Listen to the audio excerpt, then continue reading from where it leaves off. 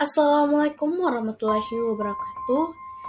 Di sini saya akan menjelaskan situational theory of the public. Situational theory of the public atau teori situasional publik adalah teori dalam hubungan masyarakat yang mengidentifikasi publik yang relevan dan kapan pesan harus ditujukan kepada mereka namun bukan isi pesannya. Teori ini diperkenalkan oleh James Krunick dan mengidentifikasi 3 variabel situasional utama yang menentukan bagaimana masyarakat berperilaku, yaitu yang pertama pengenalan masalah, pengenalan kendala, dan tingkat keterlibatan.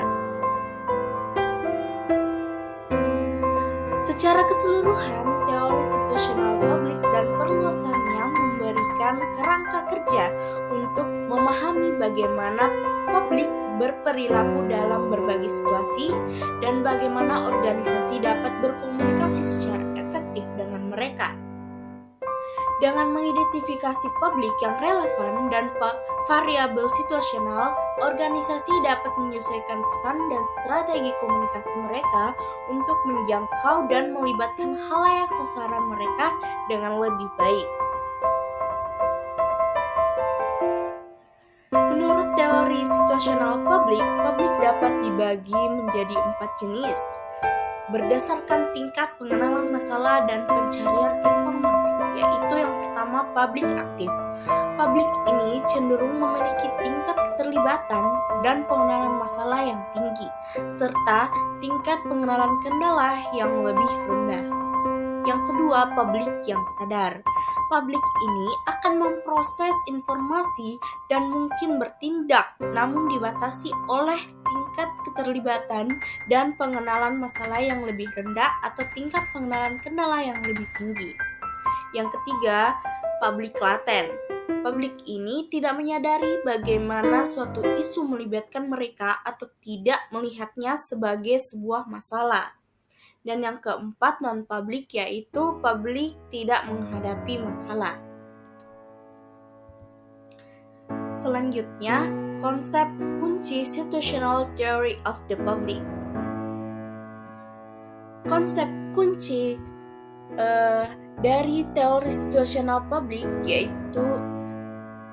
yaitu yang pertama pengenalan masalah.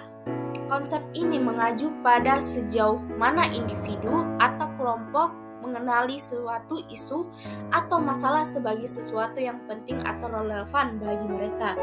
Yang kedua, pengakuan kendala, yaitu melibatkan pemahaman terhadap hambatan atau kendala yang mungkin mempengaruhi cara individu atau kelompok merespons isu atau permasalahan tertentu. Yang ketiga, tingkat keterlibatan. Konsep ini berkaitan dengan tingkat ketertarikan, kepedulian, atau keterlibatan yang dimiliki individu atau kelompok terhadap suatu isu atau masalah tertentu.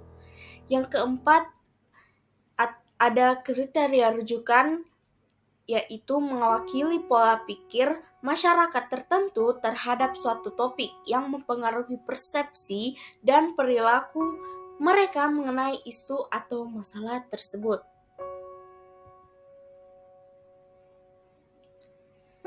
Teori situasi publik memberikan kerangka kerja untuk memahami bagaimana publik berperilaku dalam berbagai situasi dan bagaimana organisasi dapat berkomunikasi secara efektif dengan mereka dengan menyesuaikan pesan dan strategi komunikasi untuk menjangkau dan melibatkan khalayak sasaran mereka dengan lebih baik.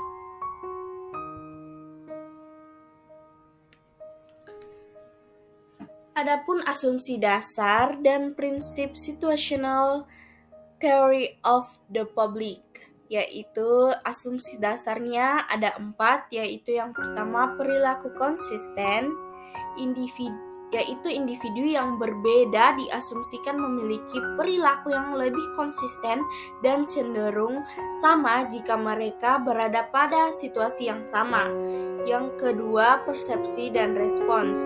Persepsi seseorang terhadap suatu situasi akan menentukan kapan, mengapa, bagaimana, dan dengan cara apa dia merespons serta mengkomunikasikan situasi tersebut.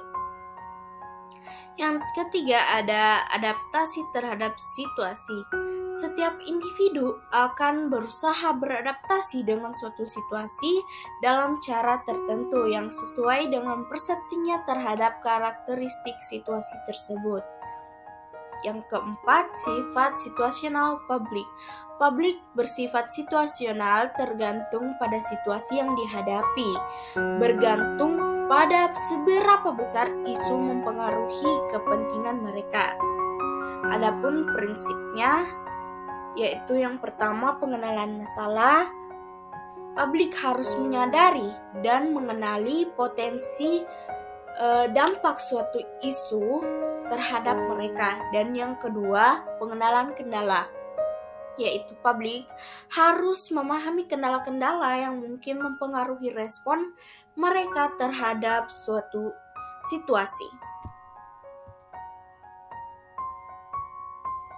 Selanjutnya ada tahapan situational theory of the public. Tahapan dalam teori situational publik mencakup identifikasi publik, pemahaman terhadap persepsi dan sikap publik, serta perencanaan kegiatan komunikasi yang sesuai.